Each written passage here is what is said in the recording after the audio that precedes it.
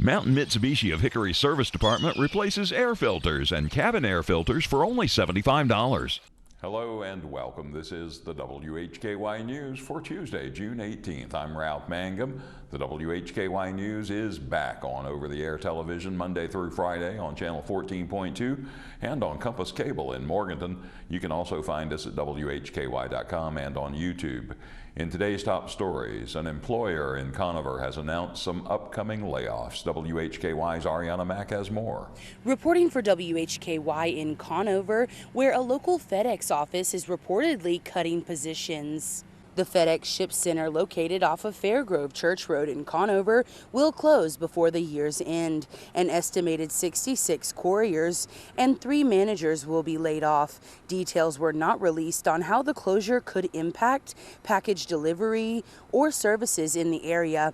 Employees whose positions will be eliminated will be provided options such as relocation, severance, or a leave of absence. Stay tuned to WHKY.com for your news updates. I'm Arianna Mack for WHKY. Thank you, Arianna. Catawba County Commissioners met in regular session Monday night. WHKY's Rob Eastwood has a recap. At that meeting Monday, the board held a public hearing to consider a resolution to exercise an option to purchase more than 63 acres of property in the county. The resolution also involves the transfer of more than $1 million. This is all connected to a rail park project here in Catawba County. That resolution exercises the option to purchase 63.31 acres on Conover Boulevard East. In addition, the resolution results in the transfer of the previously appropriated $1.3 million from the Economic Development Reserve Capital Project to the Claremont International Rail Park Project. The board approved the item. There were 5 consent agenda items presented. Among those was a request to accept and approve the Home and Community Care Block Grant for fiscal year 2024-25 to provide services to residents 60 and older.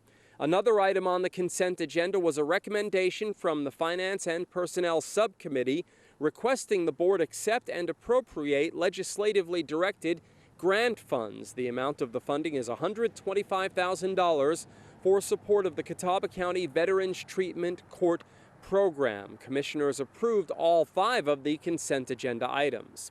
In other action at Monday's meeting, as part of the attorney's report, staff requested that the board approve a resolution authorizing the county manager to execute all documents necessary to enter into an opioid settlement agreement. The contract is with Kroger and it would execute a second supplemental agreement for additional funds. The board approved the item. Commissioners also approved 4 appointments at Monday's meeting. Among those was the reappointment of Lori Mathis as tax collector. This will be Lori's 6th term. Reporting from the Catawba County Government Complex in Newton, I'm Rob Eastwood, WHKY News. Thank you, Rob. Rob, Arianna, and I have your Tuesday crime report coming up. Among today's stories, Rob has information on a guilty verdict for a Taylorsville man.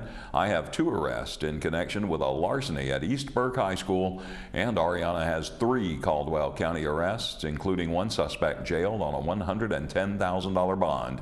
In local sports, recognition for several Caldwell Community College softball players.